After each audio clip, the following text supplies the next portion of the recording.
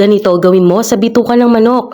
Pwede itong pampulutan at pwede rin pang ulam. Kaya tara, samahan mo ako magluto. Sa isang cooking pot, naglagay ako ng 200 ml ng tubig, 1/4 cup ng suka, at ngayon nilagay ko na yung bituka ng manok. Nilagyan ko din ito ng 2 laurel. Pakuluan natin yung bituka ng manok ng 5 minuto para mawala yung amoy nito. Pagkatapos ng 5 minuto, hanguin natin ito at i-drain natin yung tubig nito. Sunod, maglagay lang ng kaunting mantika sa kawali at painitin ito. Igisa natin yung bawang. Sunod, yung bituka ng manok.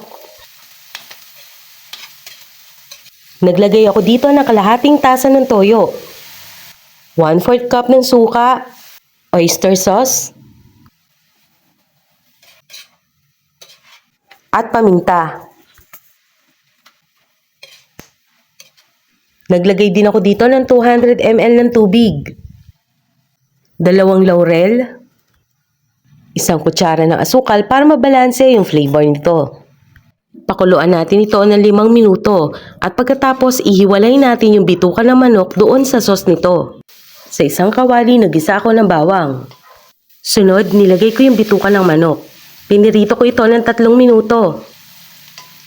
At ngayon, nilagay ko yung sauce kanina. Naglagay din ako dito ng sili, spring onion.